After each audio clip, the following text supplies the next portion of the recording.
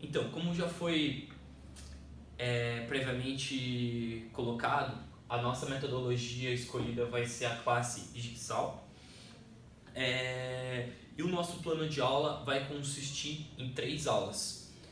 Inicialmente, essa primeira aula ela serviria para a gente abordar um assunto, para abordar o assunto, né? Trazer uma reflexão prévia a todos os alunos. Como já foi comentado também, o nosso tema vai ser um sonho americano, né? Que vai se constituir ali posteriormente à Primeira Guerra Mundial, a Segunda Guerra Mundial, perdão. E como isso se desenvolve culturalmente em toda a sociedade americana, né? Os conceitos entre pai e mãe, filho, aqueles conceitos sexistas que já são implementados na sociedade, que são impregnados de uma certa forma através da cultura. Então, todo esse assunto sobre envolvendo também, puxando para a questão histórica, após a Segunda Guerra Mundial, após a crise de 29 também, todo esse assunto prévio será abordado.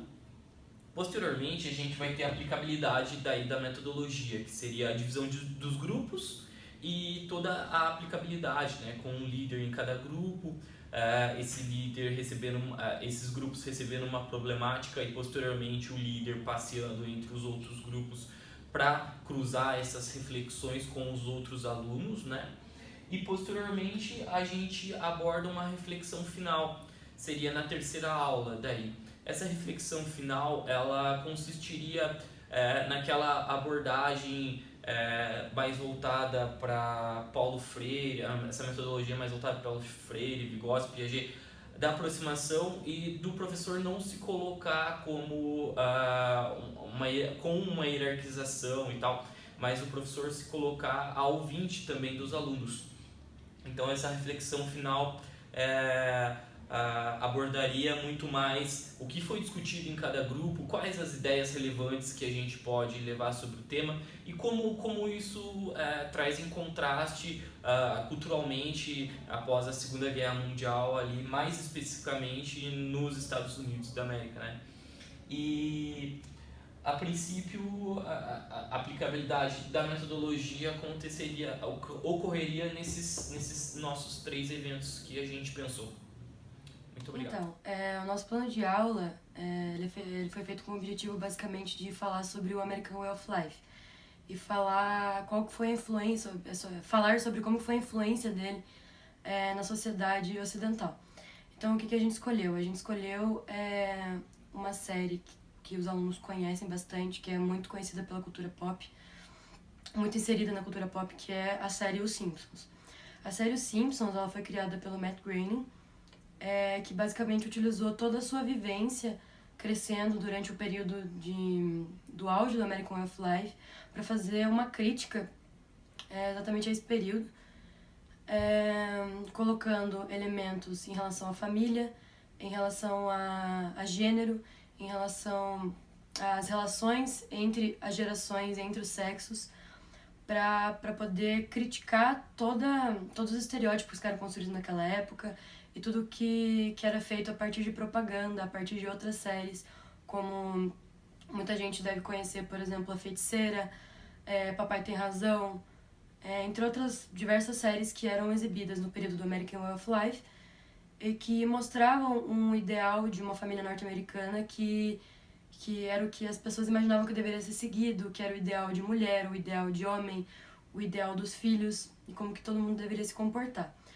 Então, basicamente, o objetivo aqui é trazer essa série para que os alunos percebam as relações entre um período mais afastado, que é ali 1950, 1960 nos Estados Unidos, a um período mais atual, que é 1989 até os dias atuais, que ainda existe a série, né? Então a gente vai escolher algumas perguntas que a gente vai liberar para esses alunos e perguntar para esses alunos para eles discutirem, né, da forma que o Thiago já explicou a metodologia. Então as perguntas são 6 no total e elas envolvem o seguinte.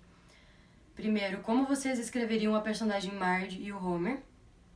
Então os alunos eles teriam um tempo para pensar como que eles escreveriam esses personagens, o que que eles acham, o que que eles observaram nesses personagens quando eles estavam assistindo, e como vocês escreveriam o Bart e a Lisa, então a mesma coisa.